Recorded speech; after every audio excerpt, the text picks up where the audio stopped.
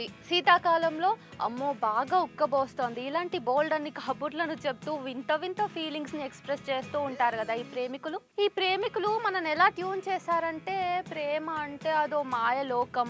అందులోకి మునిగామంటే మళ్ళీ బయటకు రాము. అదంతా వింత ప్రపంచం, చాలా ఆనందంగా ఉంటాం. స్వర్గలోకం అనేది ఎక్కడో లేదు, ప్రేమలోనే ఉంది అన్న ఇంట్యూషన్‌ని క్రియేట్ చేశారు మనకి ప్రేమికులు. కోర్స్ చరిత్రలో చదువుకున్నటువంటి చాలా లవ్ స్టోరీస్ కూడా మనకి అదే ఇంట్యూషన్‌ని క్రియేట్ చేశాయి. ప్రేమంటే అది, ఇది చాలా కష్టాల తర్వాత అయినా వాళ్ళు ఖచ్చితంగా ఒకటవుతారు. ఎండ్ అనేది హ్యాపీగా ముగుస్తోంది అనే ఒక మంచి ఫిక్స్డ్ స్టోరీని రాసి పెట్టారు. అది ఏ ప్రేమ కథలో అయినా సరే. కానీ ఈరోజు నేను మీకు దాన్ని బ్రేక్ చేయాలనుకుంటున్నా. ఒక పాపులర్ లవ్ స్టోరీని, దాని హిస్టరీని మీకు చెప్తాను.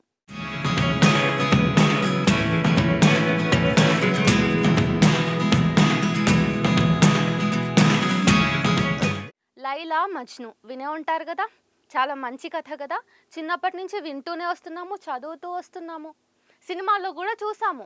'లైలా మజ్ను' అమర ప్రేమికులు అజరామరమైన ప్రేమ కథను వాళ్ళు ఈ ప్రపంచానికి అందించారు అని. సో, ఆ ప్రేమ కథ ఏంటి? వాళ్ళు ఫైనల్‌గా కలిసారా? లేదా? ఒకవేళ కలిస్తే ఎలా కలిసారు? అండ్ వాళ్ళు కలిసి ఎంతకాలం జీవించారు? వాళ్ళ ప్రేమ ఎలా సాగింది? ఎలా పుట్టింది? అసలు ఈ లైలా ఎవరు? మజ్ను ఎవరు? ఇలాంటి బోలెడన్ని విషయాలన్నీ ఇప్పుడు నేను మీకు చెప్పబోతున్నాను కదా! సో, వీడియో మొత్తం చూసేయండే.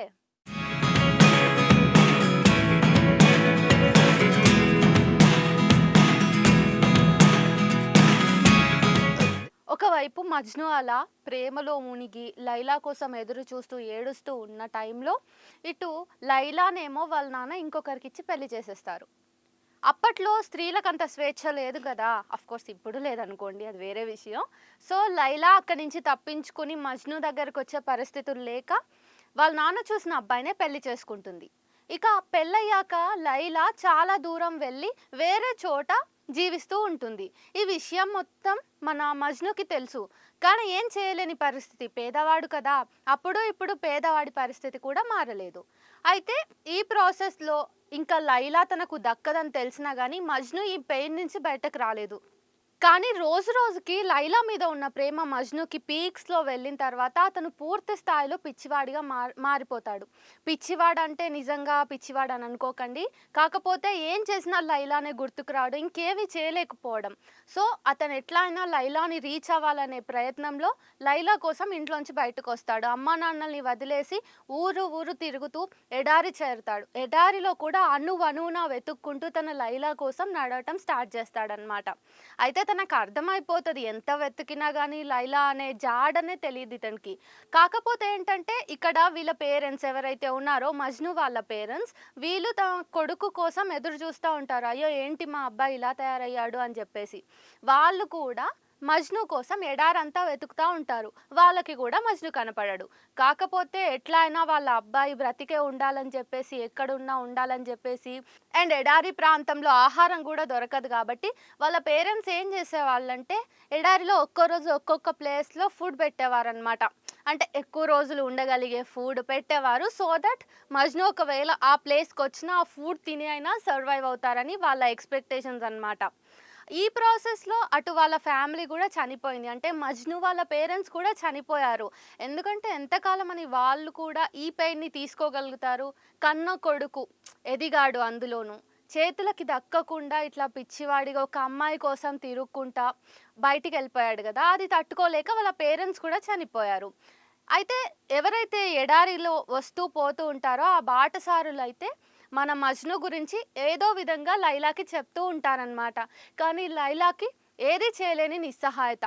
సరే, మజ్ను తన కోసం బయటికొచ్చాడు, పిచ్చివాడయ్యాడు, వాళ్ళ అమ్మ నాన్న కూడా చనిపోయారు. ఇవన్నీ లైలాకి తెలిసినా గానీ ఇంట్లోంచి ఒక్క అడుగు బయటకి పెట్టే స్వేచ్ఛ లేదు. అక్కడ ఆ అమ్మాయి కూడా సతమతమవుతోంది. అక్కడ ఆ అమ్మాయి కూడా డిప్రెస్ అయిపోయింది. అయితే 2 ఇయర్స్ తర్వాత లైలా వాళ్ళ హస్బెండ్ చనిపోయాడు. ఇప్పుడు మీరేం ఎక్స్‌పెక్ట్ చేస్తున్నారు? లైలా వాళ్ళ హస్బెండ్ చనిపోయాడు కాబట్టి ఎంచక్కా లైలా వెళ్ళి మజ్నుని కలిసి వాళ్ళిద్దరూ కలిసి బ్రతుకుతారు అనే కదా! అట్లానే మనందరికీ కథ తెలుసనుకుంటున్నారు గదా! అయితే ఆగండి. కాకపోతే ఇక్కడ జరిగిందేంటంటే, యాజ్ యూజువల్లీ ఆ కాలంలో స్త్రీలకి స్వేచ్ఛ లేదు కాబట్టి భర్త చనిపోయాక లైలాకి ఉన్న ఆంక్షలు మరింత పెరిగాయి. భర్త చనిపోయిన ఆడది కాలు బయట పెడితే అరిష్టం అని చెప్పేసి ఆమె చుట్టూ కంచెలు ఏర్పాటు చేశారు. అసలు ఆమె బయటకు వచ్చే పరిస్థితే లేకుండా చేశారు.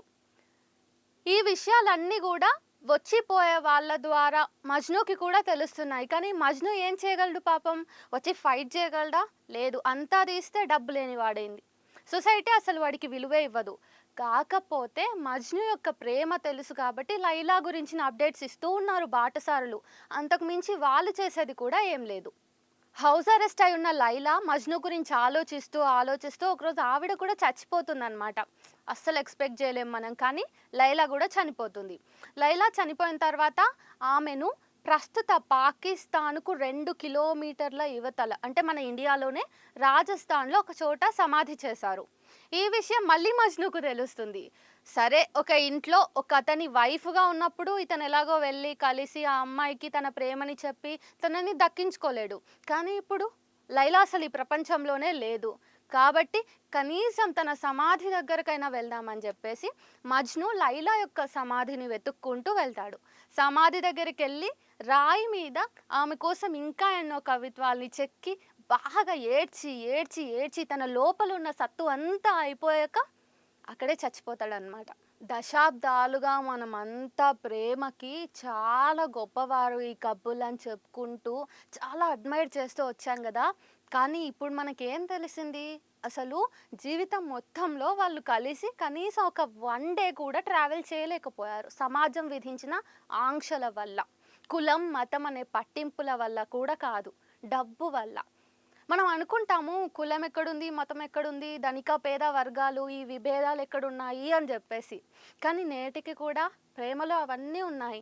ప్రస్తుతం మనం చూస్తానే ఉన్నాము. మొన్న అమృత ప్రణయ్‌ల విషయం గాని, ఆ తర్వాత ఇంకా చాలా మంది కూడా ఉన్నారు. అప్పటి లైలా మజ్నూలు ఇప్పటికీ ఎగ్జిస్ట్ అవుతున్నారు. మన ఈ సొసైటీలో మన పక్కనే ఎగ్జిస్ట్ అయ్యున్నా ఆశ్చర్యం లేదు. ఎందుకంటే మనకి ప్రేమ కంటే ముఖ్యం ఏంటి? ఈ అన్ని స్టేచర్స్ కాబట్టి. అయితే ఒక విషయం, ఇప్పటికి కూడా ప్రేమలో చాలా గొప్ప పెయిర్ అని చెప్పేసి మనమంతా నమ్ముతూ ఆరాధిస్తున్న ఈ కపుల్ లైలా మజ్ను కపుల్‌ని మీరు ఇప్పటికీ కలవచ్చు. ఎక్కడ? మన ఇండియాలోనే రాజస్థాన్ దగ్గర. ఒక చోట వారి సమాధి చేసి ఉందన్నమాట. అయితే ఎట్లైనా మజ్ను చనిపోయాడు కాబట్టి ఇంకెక్కడో తనని సమాధి చేసే కంటే అంటే ఇద్దరు ప్రాణాలు విడిస్తే తప్ప ఈ సమాజానికి ప్రేమ యొక్క విలువ అర్థమవ్వక వాళ్ళిద్దరిని కూడా ఒకే చోట సమాధి చేశారు. అంటే లైలా అక్క సమాధి పక్కనే మజ్నుని కూడా పూడ్చేశారనమాట. వాటిని ఇప్పటికీ మనం విజిట్ చేయొచ్చు. ఇప్పటికీ కూడా ఎంతోమంది ప్రేమికులు అండ్ పెళ్ళైన వారు కూడా కలకాలం చల్లగా కలిసి ఉండాలనుకునేవారు ఆ సమాధుల దగ్గరికి వెళ్ళి దర్శించుకుంటున్నారు, బ్లెస్సింగ్స్ తీసుకుంటున్నారు. ఒకవేళ మీరు కూడా లైలా మజ్నుల సమాధి దగ్గరికి వెళ్ళాలనుకుంటే రాజస్థాన్‌లో బింజోర్ అనే ప్లేస్‌లో ఉంటుంది. చాలా పాపులర్ కూడా. మీరు అక్కడికి వెళ్ళి అడ్రస్ అడిగితే ఎవరైనా చెప్పేస్తారు. లైలా మజ్నుల సమాధిని వెళ్ళి దర్శించుకోవచ్చు ఇప్పటికీ మీరు. అయితే ఈ ఇద్దరు ప్రేమికులకి గుర్తుగా ప్రతి సంవత్సరం జూన్ 15వ తారీఖు, 16వ తారీఖు కూడా 2 రోజుల పాటు ఘనంగా ఉత్సవాలు జరుపుకుంటాం. కాసేపు స్టోరీలోంచి బయటకొద్దామా? ఎంత మాట్లాడుకున్నా గానీ, ఎంత గొప్ప ప్రేమికులు అని మనం ఇన్ని సంవత్సరాలుగా, దశాబ్దాలుగా కొనియాడుతున్నప్పటికీ కూడా, వాళ్ళు బ్రతికున్నప్పుడు వాళ్ళ ప్రేమకి విలువివ్వకుండా, వాళ్ళని కలిసి బ్రతకనివ్వకుండా చేసిన ఈ సమాజం, తర్వాత రియలైజ్ అయితే మాత్రం ఎవరికి ప్రయోజనం? ఎందుకంటే ఈ కథలన్నీ లైలా మజ్నుల దగ్గరే ఆగిపోలేదు కదా! ఇంకా జరుగుతూనే ఉన్నాయి కదా! ఒకసారి ఆలోచించండి. ఈ స్టోరీలోంచి మోరల్ నేనే ఇవ్వాలా? మీరే తీసుకుంటారా? ఐ థింక్ మీకు ఆల్రెడీ వచ్చేసింది. సో, మళ్ళీ కలుద్దాం.